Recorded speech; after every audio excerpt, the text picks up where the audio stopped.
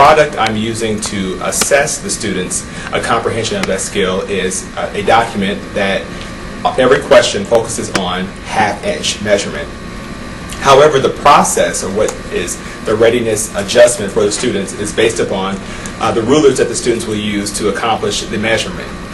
For those students who are at a below level or probably close to grade level readiness ability, they're going to use a measure that has the whole inch and half inch increments only on the ruler.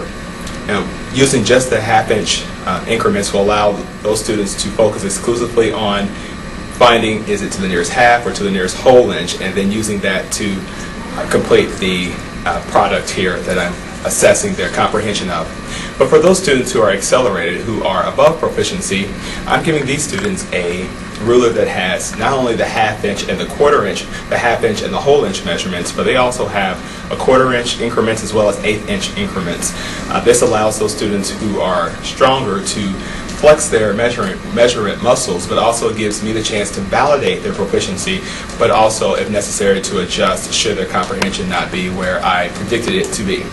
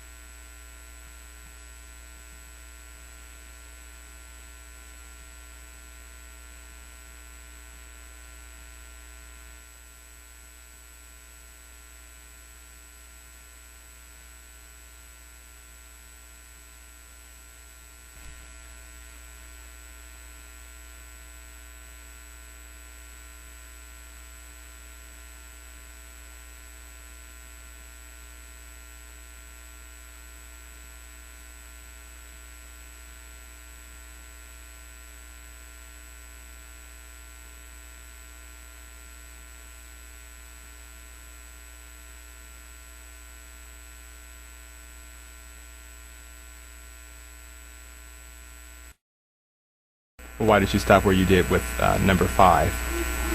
Because this is where it starts, and then this is the 1.5 point. That's the 1.5 point? Okay.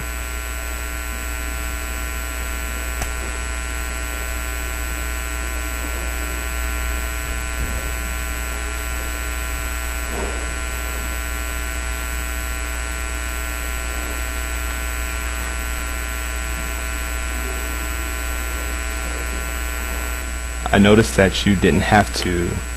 You landed here, stopped particularly right there in the middle. Did you get distracted by any of the other markings on the ruler? Nope. No? How did you determine that was your halfway point? Because I knew that there was still 3 more from the middle. You knew there's 3 more to the middle? Yeah. How many more are after the middle? 3. Okay.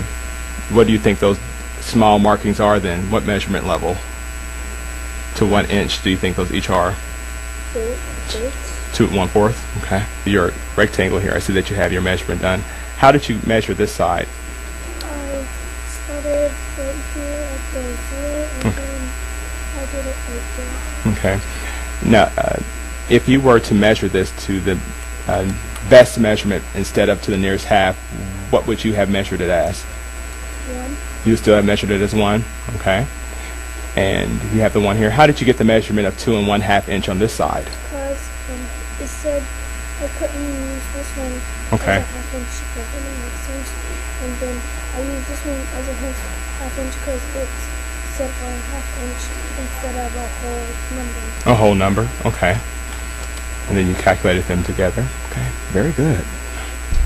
As illustrated in the activities my students completed, looking at the student work of that student who had the ruler with just the half inch and whole inch markings, in the discussion I was able to track and ask her as she was completing how she determined which measurement to use, and also monitor how she aligned the ruler, how she interpreted the markings, and even seeing how comfortable she was measuring to the nearest half inch by asking her the best measurement she would give that particular line segment or side of the rectangle. Again, this allows me to validate whether the student has the proficiency desired for this activity, and if it's not there, I can adjust or remediate. Now, since this student was using what I determined as the below level or close to grade level ruler, I would then, either with a similar activity or even this activity, adjust the ruler she uses to then see if she can still decipher between the markings to determine the half-inch marking.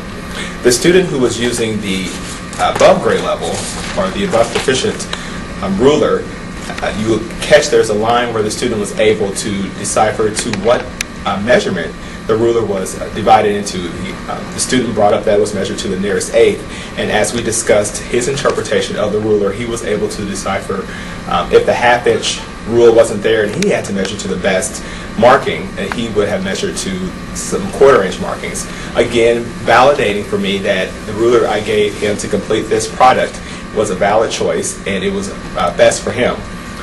In the future, if I really want to continue to accelerate and challenge that student who's above proficiency, I would allow the student to design different increments of measurement that move to a quarter inch to even an eighth inch to see how fluid he's able to navigate between the various lengths and measurements, to really encourage the student to be more proficient with his ability, but also continuing to keep that student challenged.